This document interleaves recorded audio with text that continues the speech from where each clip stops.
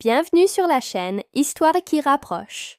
Aujourd'hui, préparez-vous pour une aventure spéciale qui nous apprendra l'importance de prendre soin les uns des autres. Chaque histoire que nous partageons ici est conçue pour transmettre des leçons importantes, renforçant les liens entre les enfants et leurs familles. L'histoire du jour s'intitule « Sophia et le kit magique de premiers secours ».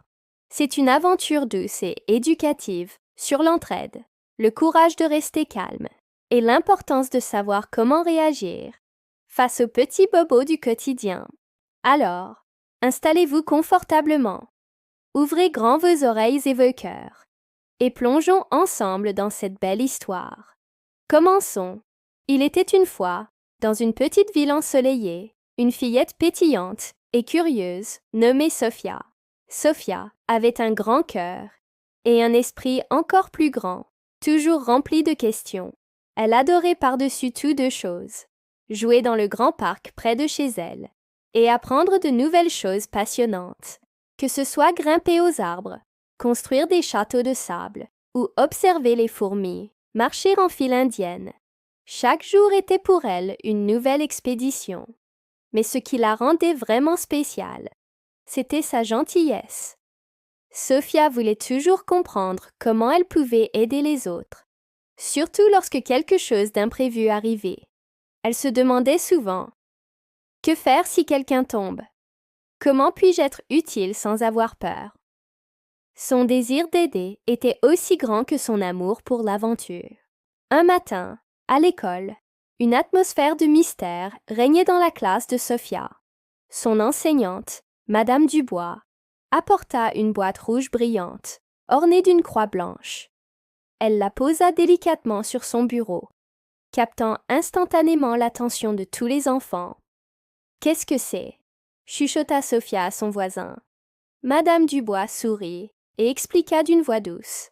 « Ceci, les enfants, est une trousse de premiers secours. Ce n'est pas un jouet, mais un outil très important.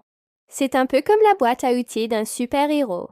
Mais au lieu de réparer des choses, elle nous aide à prendre soin des gens, lors de petits accidents, comme une égratignure au genou ou une petite coupure au doigt. » Sophia était fascinée. Une boîte magique pour aider les autres. Elle n'arrivait pas à détacher ses yeux de cette boîte rouge prometteuse. Avec précaution, Madame Dubois ouvrit la trousse. À l'intérieur, Sophia et ses camarades découvrirent un trésor d'objets bien rangés.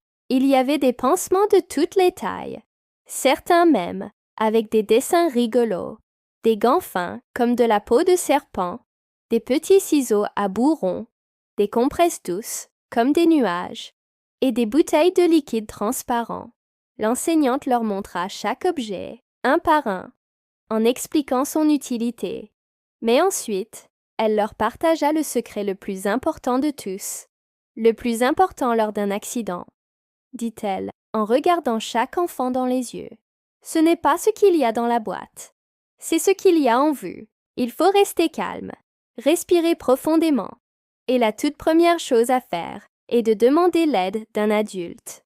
Sophia écoutait attentivement, absorbant chaque mot comme une éponge. Madame Dubois poursuivit sa leçon, abordant un sujet très sérieux.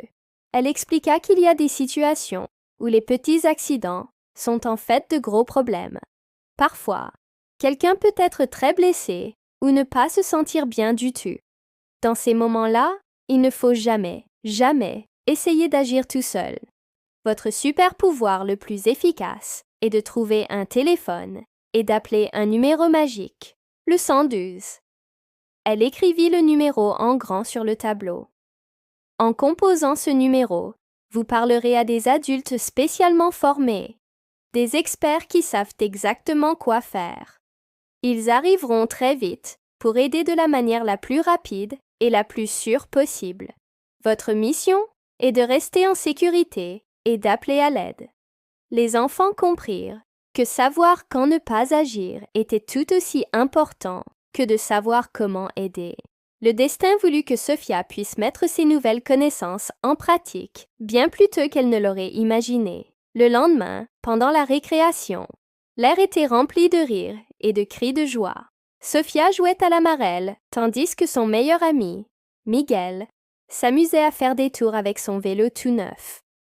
Soudain, en essayant de tourner un peu trop vite, le vélo de Miguel dérapa sur un petit caillou. Miguel perdit l'équilibre et tomba lourdement sur le sol en béton. Un cri de douleur retentit. Tous les enfants s'arrêtèrent de jouer, les yeux fixés sur Miguel, qui tenait son genou en pleurant. Son pantalon était déchiré et un peu de sang commençait à couler. Pour beaucoup, la panique aurait pris le dessus, mais pas pour Sofia. Alors que certains enfants commençaient à s'agiter, Sofia se souvint de la voix calme de Madame Dubois. « Reste calme. Respire profondément. » Elle prit une grande inspiration. Sentant son cœur qui battait fort se calmer un peu, au lieu de courir vers Miguel en criant, elle fit exactement ce qu'elle avait appris. Son premier réflexe fut de se tourner et de crier d'une voix claire. « Madame Dubois, Miguel est tombé et il s'est fait mal. » Puis, sans attendre, elle courut à l'intérieur de l'école, directement vers l'endroit où elle savait que la trousse de premier secours était rangée. Elle la saisit par sa poignée et retourna en courant vers son amie. Elle n'avait pas paniqué. Elle avait agi. Quand Sofia revint, Madame Dubois était déjà agenouillée à côté de Miguel, le rassurant d'une voix douce. Elle prit la trousse que Sofia lui tendait et lui fit un clin d'œil approbateur. Avec une attention infinie, l'enseignante enfila une paire de gants, nettoya délicatement la blessure sur le genou de Miguel avec une compresse et un peu de désinfectant. Puis choisit un grand pansement coloré. Miguel, qui avait arrêté de pleurer, regardait chaque geste avec fascination. Madame Dubois posa le pansement avec douceur, comme si elle recollait un pétale de fleur. Sofia resta à côté, prête à aider si besoin, son calme apportant un grand réconfort à son amie. Elle avait fait exactement ce qu'il fallait. Elle avait alerté un adulte et apporté le matériel nécessaire. Une fois le pansement en place, Miguel regarda son genou décoré d'un dessin de fusée. Il renifla une dernière fois, puis un petit sourire se dessina sur son visage. Il se tourna vers Sofia et lui dit « Merci Sofia, tu as été super. » À cet instant précis, une lumière s'alluma dans l'esprit de Sofia. Elle comprit que les premiers secours n'avaient rien de magique en soi. Il n'y avait pas de formule secrète ou de baguette magique. La vraie magie, c'était le sentiment que ces gestes simples procuraient. C'était la magie de se sentir en sécurité, protégé et entouré de soins quand on a peur et qu'on a mal. C'était la magie de transformer les larmes en un sourire rassuré. Sofia se sentit fière, non pas comme une magicienne, mais comme une véritable amie. Ce jour-là, dans la cour de l'école, tous les enfants apprirent une leçon, bien plus importante qu'une simple règle de jeu. Ils virent de leurs propres yeux que savoir comment aider les autres était un pouvoir immense. Ils comprirent que face à un imprévu, la panique ne sert à rien, mais que rester calme peut tout changer.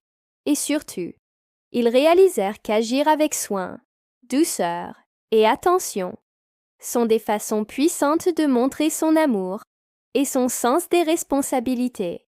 Aider quelqu'un, ce n'est pas seulement poser un pansement, c'est lui dire « Je suis là pour toi et tu n'es pas seul ». Cette journée transforma une simple chute de vélo en une formidable leçon de vie pour toute la classe. Depuis cet événement, Sofia se souvint toujours des 3 règles d'or en cas d'accident. Rester calme, demander l'aide d'un adulte et prendre soin de l'autre avec bienveillance.